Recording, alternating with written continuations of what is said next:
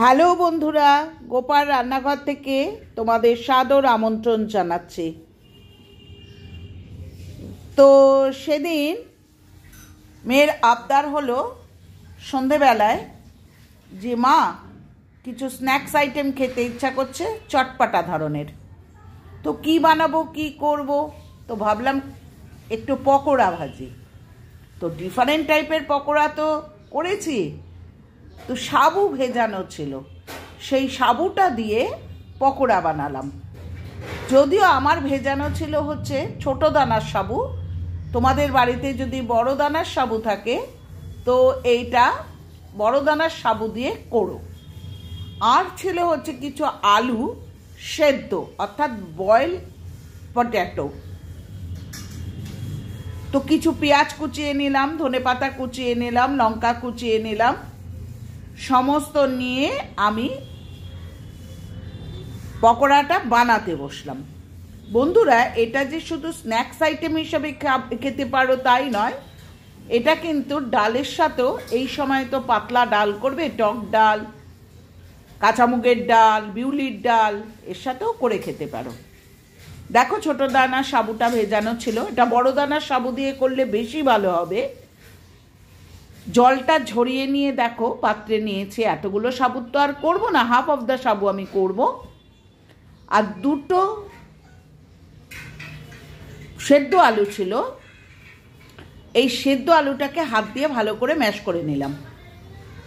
তবে একটা কথা বলার, এটা যে একদম তোমায় ভালোভাবে ম্যাশ করে নিতে হবে এমন কোনো কথা নেই।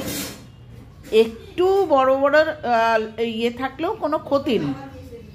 আর এই হাফ সাবুটাকে তুমি, অর্থাৎ পুরো সাবু দেওয়ার দরকার নেই, হাফ সাবুটাকে তুমি এই আলু সেদ্ধর সাথে মিশিয়ে দিলে। এবার যা যা দিচ্ছি দেখো, পেঁয়াজ কুচি দিলাম, তবে সবই একটু ফাইনলি চপ করলেই ভালো। এবার দিচ্ছি হচ্ছে ধনেপাতা কুচি, বেশ অনেকটা পরিমাণে ধনেপাতা কুচি দিলাম। এরপর দিচ্ছি হচ্ছে 1 চামচ নুন, যে যার পরিমাণ মতো নুনের পরিমাণটা দেবে, অর্থাৎ যে পরিমাণে ইয়ে রয়েছে সেই পরিমাণে নুন দেবে। 1 চামচ হলুদের গুঁড়ো, 1 চামচ কাশ্মীরি লঙ্কার গুঁড়ো, সামান্য মিষ্টি দিচ্ছি, অর্থাৎ চিনি দিয়ে ভালো করে মাখার পর একটু আমচুর পাউডার দিয়ে নিলাম, একটু না বেশ খানিকটাই আমচুর পাউডার দিলাম। আর এখানে কাঁচা পাকা লঙ্কার কুচি দিচ্ছি। আর দিচ্ছি হচ্ছে, দেখো বন্ধুরা, ভাজা জিরে, ধনে এবং শুকনো লঙ্কাকে ভেজে রেখেছিলাম একসাথে, যেটা ভেজে রাখি আমি, অর্থাৎ জিরে, ধনে এবং শুকনো লঙ্কা ভেজে গুঁড়ো করে রেখেছিলাম, সেখান থেকে 1 চামচ সেই মশলার গুঁড়োটা দিলাম। আর দেবো হচ্ছে 2.5 চামচের মতো চালের গুঁড়ো, এখানে কর্নফ্লাওয়ারও দিতে পারো। দিয়ে ভালো করে মিশ্রণটি মেখে নিলাম। খুব বেশি চালের গুঁড়ো দেবে না, মোটামুটি দিয়ে এইভাবে চ্যাপটা চ্যাপটা করে রাখলাম। কড়াইতে খুব তেল দেওয়ার দরকার নেই। এইভাবে পকোড়াগুলোকে একটা দুটো করে ছেড়ে মিডিয়াম ফ্লেমে পকোড়াগুলোকে ভাজতে থাকলাম। বন্ধুরা, একটা কথা বলার, এখানে সাদা রঙও হতে পারে যদি তুমি হলুদ বা লঙ্কার গুঁড়োটা না দাও, তাহলে সাবুর কালারটাই থাকবে। আর বড় সাবুর দানাতে যদি এই পকোড়াটা করো আরও ভালো লাগে।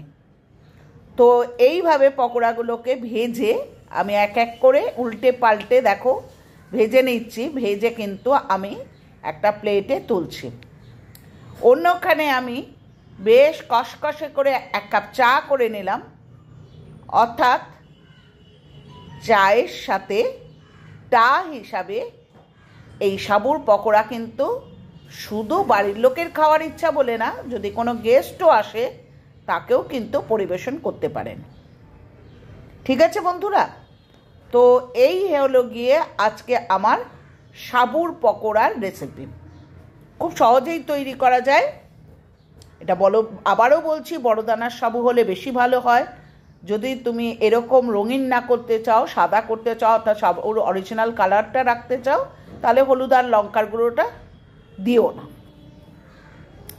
হয়ে গেল বন্ধুরা আজকের মতো সাবুদানার পাকোড়া। খেতে খুব টেস্টি, ভীষণ ক্রাঞ্চি হয়, এবং বারবারই বলছি চালের গুঁড়োর জায়গায় কিন্তু ওখানে কর্নফ্লাওয়ারও দিতে পারো, কর্নফ্লাওয়ারও ইউজ করতে পারো। খেতে খুব টেস্টি হয়েছিল, সবাই বলছিল যে ভীষণ ভালো হয়েছে, সুতরাং একবার ট্রাই করে দেখো। পুরনো বন্ধুরা আবার বলি, তোমাদের কাছে আমি কৃতজ্ঞ, তোমরা যেভাবে আমাকে সুন্দর সুন্দর কমেন্টে পরের দিন আবার একটা নতুন করে ভিডিও আনতে ইন্সপায়ার্ড করছো। নতুন বন্ধুরা চ্যানেলটা সাবস্ক্রাইব করো, লাইক করো, কমেন্ট করো, শেয়ার করো। আর একটা কথা বারবারই বলছি যে জানো তো, এগোনো যায় না যদি সবার সহযোগিতা না থাকে। অনেক বন্ধু কিন্তু ওই 827, 828 এগুলো লিখছো, ফলে আমার যেটুকু এগোচ্ছে সেটুকুও কিন্তু কেটে বেরিয়ে যাচ্ছে। সুতরাং এগুলো করো না, এগুলো করে কি লাভ হচ্ছে জানি না, নিজেদেরও তো চ্যানেলের ক্ষতি। সুতরাং আমার মনে হয় প্রত্যেককে সহযোগিতা করো, এই স্প্যাম কমেন্টগুলো করো না। অনেক আজ আসি, পরের দিন ফিরবো আবার নতুন কোনো রেসিপি নিয়ে। টাটা, ভালো থেকো।